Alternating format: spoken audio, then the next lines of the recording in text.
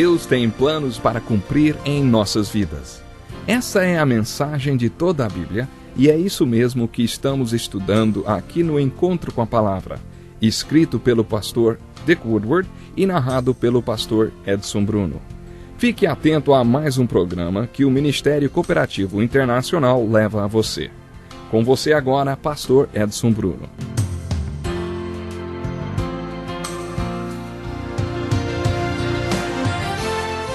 Olá, seja muito bem-vindo para mais um Encontro com a Palavra. Acomode-se e abre sua Bíblia na primeira carta de Paulo aos Coríntios, capítulo 10, versículo 12. Começaremos o estudo de hoje com este trecho da Palavra de Deus.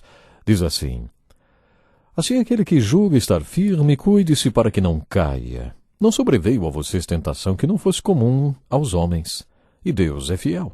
Ele não permitirá que vocês sejam tentados além do que podem suportar.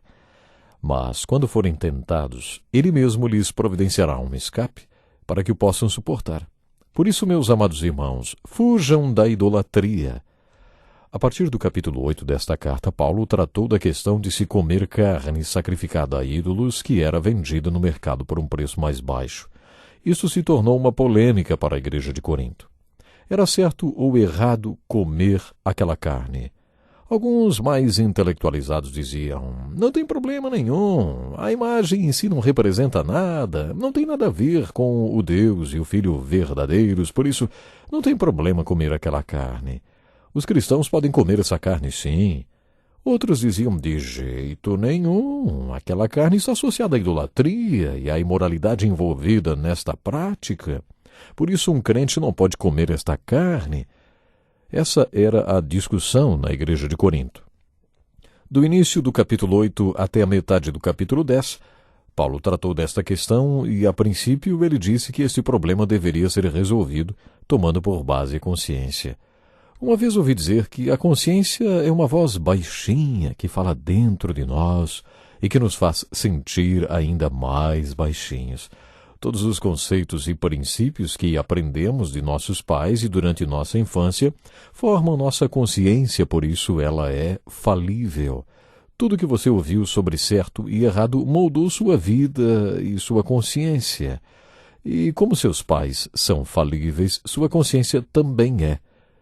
Acaba sendo aí, então, um guia sujeito a erros. Como este não é o único padrão para resolver esse tipo de questão, Paulo foi mais além. Pense um pouco sobre o que é convicção. Convicção é diferente de consciência. A convicção é o Espírito Santo em você. Você sabe quando o Espírito Santo se agrada ou se desagrada com o que você faz. Ele dá esta convicção a você. Ele avisa quando não gosta de alguma coisa que você fez.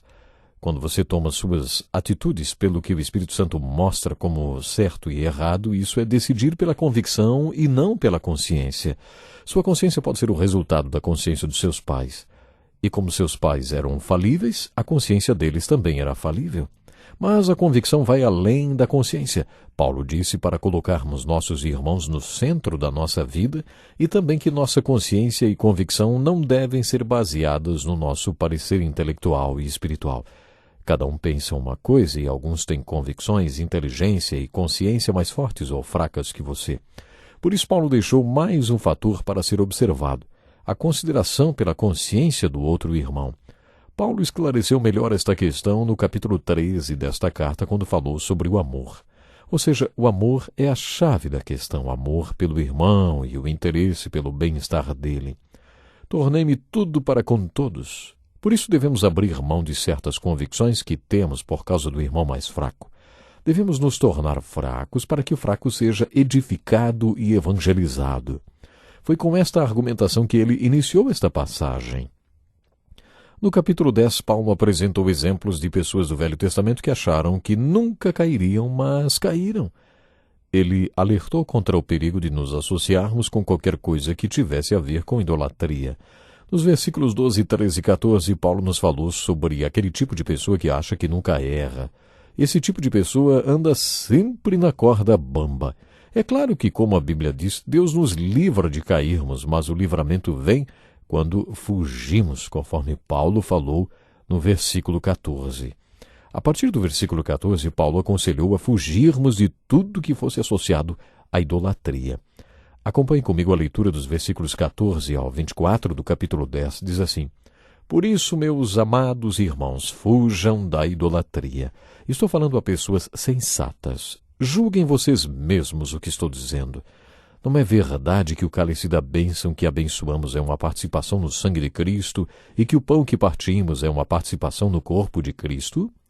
Como há somente um pão, nós, que somos muitos, somos um só corpo, pois todos participamos de um único pão.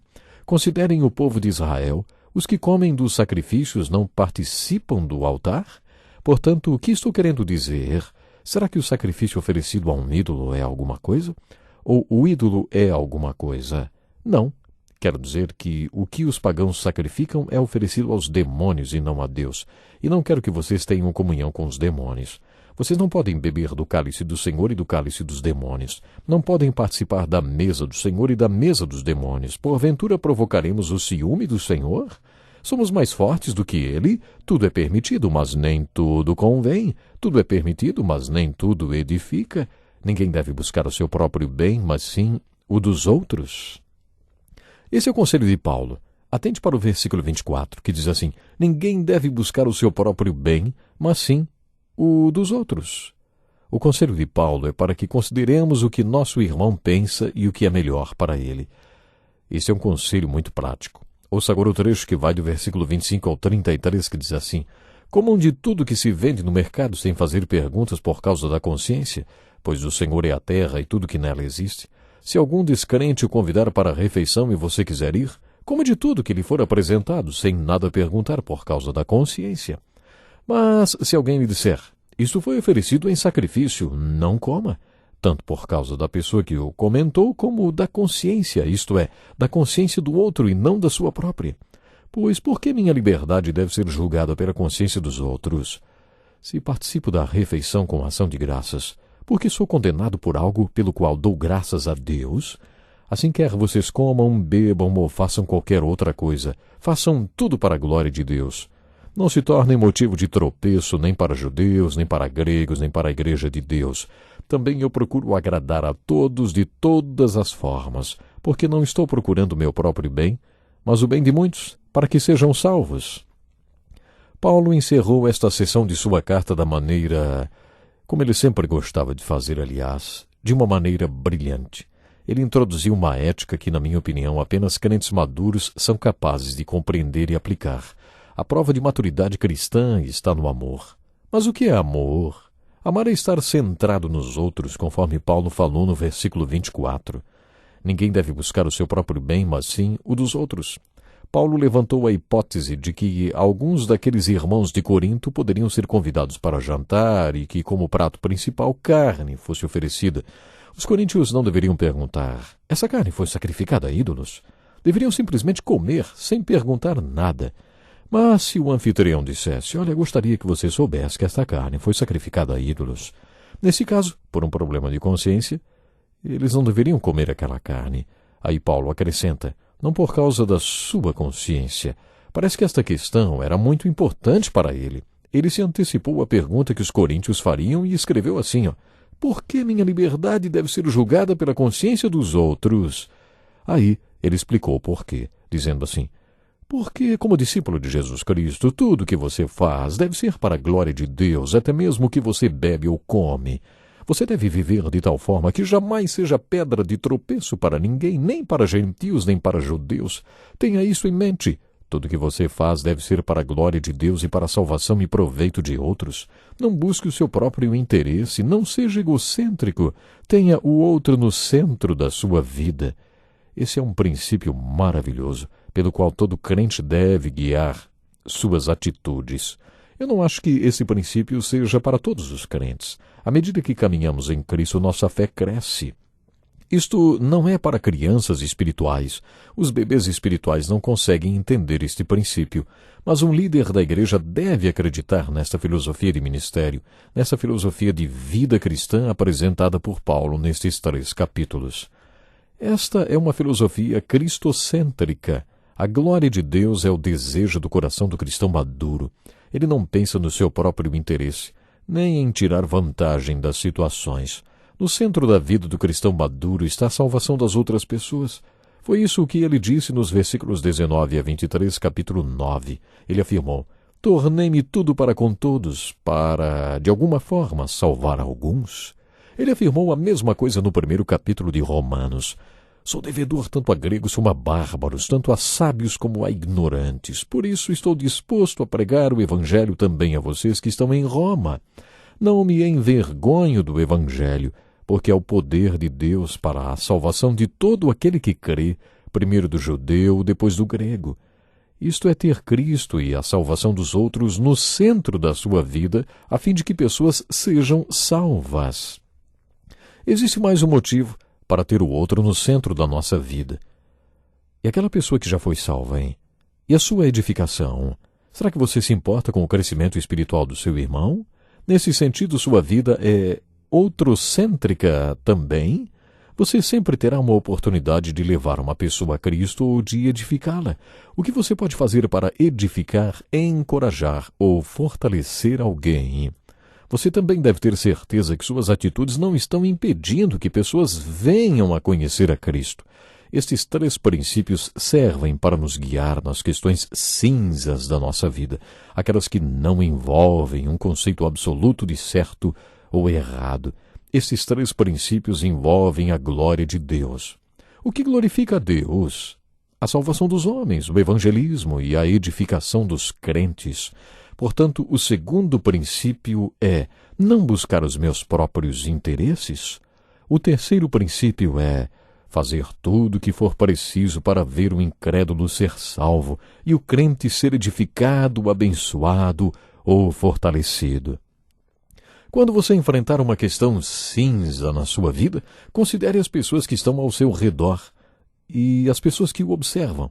Se o caso envolver um membro ou líder da igreja, pense nos princípios desta pessoa, procure observar se esta pessoa é cristocêntrica ou egocêntrica. Sabe de uma coisa? É muito importante você tomar a decisão de ser cristocêntrica. Deixe Jesus Cristo ter um valor muito especial para você. Faça ele ter esse valor para você. Sua família vai ter mais valor para você. Aqueles que estão à sua volta terão mais valor para você. Em outras palavras, você será capaz de viver o verdadeiro amor. Exatamente isso que Paulo está nos ensinando. Você vai ser capaz de valorizar aqueles que estão à sua volta. Deus lhe abençoe e até o próximo programa. Que lição importantíssima! Obrigado, pastor Edson Bruno. Prezado ouvinte, coloque em prática o que você ouviu aqui.